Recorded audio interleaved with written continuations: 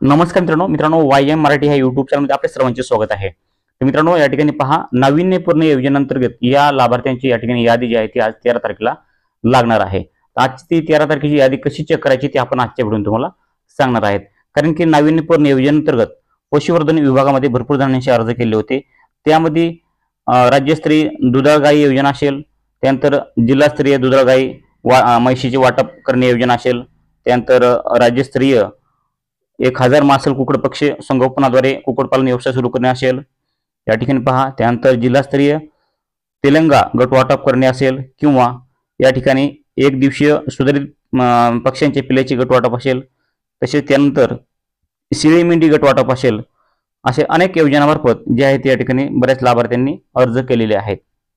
तर या ठिकाणी पाहू शकता मित्रांनो, तुम्ही आता संपूर्ण अर्ज केलेले आहेत, कागदपत्र अपलोड केलेले आहेत, परंतु या ठिकाणी यादी कशी बघायची? कारण की आता या ठिकाणी पहा, वेळापत्रक कसं आहे, आजची तारीख आहे या ठिकाणी जे दिलेली आहे ते 13 जुलै दिलेले आहे। या ठिकाणी आपण वेळापत्रक पाहूयात। तुम्हाला या ठिकाणी वेळापत्रक तुम्ही पाहू शकता। या ठिकाणी पहा, जे आहे ते अर्ज केले होते 3 मे ते 2 जून पर्यंत, 3 मे ते 2 जून पर्यंत। त्यानंतर लाभार्थी प्राथमिक निवड 3 जून ते 7 जून पर्यंत। त्यानंतर मागील वर्षी तसेच यावर्षी लाभार्थ्यामार्फत कागदपत्रे अपलोड करण्यासाठी 8 जून ते 15 जून पर्यंत केलं। त्यानंतर पशुवर्धन विकास अधिकारी, जिल्हा पशुवर्धन अधिकारी, जिल्हा पशुवर्धन उपायुक्त यांच्या मार्फत कागदपत्राची पडताळणी कधी झालेली आहे? 16 जून ते 5 जुलैपर्यंत अशा प्रकारे जी आहे ही पडताळणी कागदपत्रे झालेली आहे। आणि त्यानंतर कागदपत्राची त्रुटी जी आहे ते 6 जुलै ते 8 जुलै ह्या मार्फत लाभार्थ्याकडून घेतली होती। 6 जुलै ते 8 जुलै मार्फत कागदपत्राची पूर्तता लाभार्थ्याकडून घेतलेली होती। आणि त्यानंतर जे आहे ते या ठिकाणी पहा, कागदपत्राची अंतिम पडताळणी जी आहे ते 9 जुलै ते 11 जुलै झालेली आहे। आता आज जे आहे त्या ठिकाणी पहा, राखीव जे आहे ते 12 जुलैला घेतले आहेत। आणि नंतर शेवट म्हणजे या ठिकाणी पाहू शकतात, आज 13 जुलै आहे आणि आजची जी तारीख आहे या ठिकाणी पाहू शकतात, जे अंतिम लाभार्थी यादी तयार करणे जी आहे ती ही यादी आज लागणार आहे। तर ती यादी आपल्याला कशी बघायची आहे? तुम्ही पाहू शकता, वेळापत्रकामध्ये 13 जुलै 2025 दिलेले आहे आणि अंतिम यादी, पात्रता यादी या 13 जुलैला तयार होणार आहे असं वेळापत्रक सांगताय। तर आपण आजची यादी कशी बघायची, कोणकोणते लाभार्थी या ठिकाणी ह्या यादीत नाव आलेलं आहे, संपूर्ण प्रोसेस बघूयात।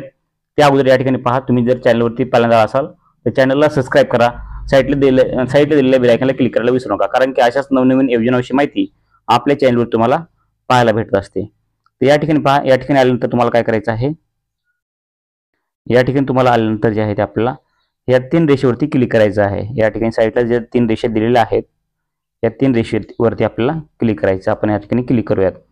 त्यानंतर या ठिकाणी पहा, खाली या ठिकाणी कोणकोणते ऑप्शन दिलेले आहेत, मुखपृष्ठ, योजनाचा तपशील, वेळापत्रक, कागदपत्र अपलोड करा, केलेले अर्ज, संपर्क, सामान्य प्रश्न, अधिकारी आणि लॉग इन या ठिकाणी पाहू शकतात। आणि त्यानंतर महत्त्वाचा विषय येतो, या ठिकाणी पहा, डॅशबोर्ड। या ठिकाणी ह्या डॅशबोर्डवरती क्लिक करायचं आहे आणि डॅशबोर्डवरती क्लिक केल्यानंतर तुम्ही या ठिकाणी पाहू शकतात की जिल्हा न्याय व योजना न्याय अर्जदाराची संख्या या ठिकाणी पाहू शकतात। जिल्हा न्याय व योजना न्याय अर्जदाराची संख्या या ठिकाणी तुम्ही पाहू शकता। तर या ठिकाणी आल्यानंतर तुम्हाला खाली स्क्रॉल करायचं आहे। या ठिकाणी आता या ठिकाणी जे आहे ते खाली स्क्रॉल केल्यानंतर तुम्हाला या ठिकाणी पाहायला भेटेल की जिल्हा न्याय योजनेची अर्जदाराची संख्या, की तुमच्या जिल्ह्यातून किती अर्ज आलेले आहेत, या ठिकाणी शेळ्या मेंढ्यांचे किती आलेले आहेत, गाय म्हशीचे किती आलेले आहेत, कुक्कुटपालनाचे किती आलेले आहेत, त्यानंतर सुधारित पक्षाचे किती आलेले आहेत, हे आपापल्या जिल्ह्यानुसार या ठिकाणी दिलेले गेले आहेत। तर या रत्नागिरी जिल्ह्यात आपण थोडक्यात बघूयात। तर या ठिकाणी दुधाळ गाय म्हशी वाटप करणे 266, त्यानंतर शेळी मेंढी गट वाटप करणे 64, त्यानंतर कुक्कुटपालन जे 56, त्यानंतर शेळी मेंढी गट वाटप 20, त्यानंतर दुधाळ गाय म्हशीचे वाटप जिल्हास्तरीय 64, तेलंगा गट वाटप करणे 40, आणि जे आहे ते एक दिवसीय पिल्लाचे सुधारित पक्ष्यांचे गट वाटप करणे 37, असे एकूण 547 जे आहे ते या ठिकाणी अर्ज रत्नागिरी जिल्ह्यामधून आलेले आहेत। तसे तुमच्या जिल्ह्यातील तुम्ही अर्ज या ठिकाणी पाहू शकता। तर या ठिकाणी पहा, जे आहे ते एकूण तुम्हाला संपूर्ण अर्ज या ठिकाणी पाहायला भेटतं अशा प्रकारे. तर मित्रांनो, या ठिकाणी तुम्हाला सांगू इच्छितो की तुम्हाला जर तुमची या ठिकाणी यादी पाहिजे असेल तर या ठिकाणी तुम्हाला सांगतो की यादी कशी बघायची आहे. तर या ठिकाणी तुम्हाला या ठिकाणी क्लिक करायचं आहे. या ठिकाणी क्लिक केल्यानंतर तुमच्यासमोर असा पहिल्यासारखाच पेज येईल आणि या ठिकाणी पहिल्यासारखं पेज आल्यानंतर तुम्हाला जे आहे ते या ठिकाणी सूचना दिसणार आहेत. या ठिकाणी जे आहे ते सूचना आल्यानंतर तुम्ही या ठिकाणी पाहू शकतात. या ठिकाणी काय दिलेलं आहे, टार्गेट उपलब्ध नसल्याने अंतिम पात्रता यादी. या ठिकाणी पहा, जे आहे ते टार्गेट उपलब्ध नसल्याने पात्रता याद्या संकेतस्थळावर उपलब्ध करून देण्यात आल्या नाहीत. अंतिम पात्रता यादी जी आहे या ठिकाणी पाहू शकतात. क्लिअरली त्या ठिकाणी तुम्हाला दिलेलं आहे की आणखीन यादी टार्गेट उपलब्ध नसल्याने अंतिम पात्रता याद्या ज्या आहेत ते याद्या संकेतस्थळावर उपलब्ध करून देण्यात आल्या नाहीत. अंतिम पात्रता यादीबद्दल लवकरच कळण्यात येईल असं या ठिकाणी सांगितलेलं आहे मित्रांनो. या ठिकाणी आणखीन कसल्याही प्रकारचे या ठिकाणी म्हणजेच यादी जी आहे ते संकेतस्थळावर उपलब्ध केलेली नाही आहे. लवकरात लवकर जे आहे ते यादी संकेतस्थळावर उपलब्ध होईल असे या ठिकाणी सांगण्यात येत आहे. टार्गेट उपलब्ध नसल्यामुळे अंतिम पात्रता यादी संकेतस्थळावर उपलब्ध करून देण्यात आल्या नाहीत.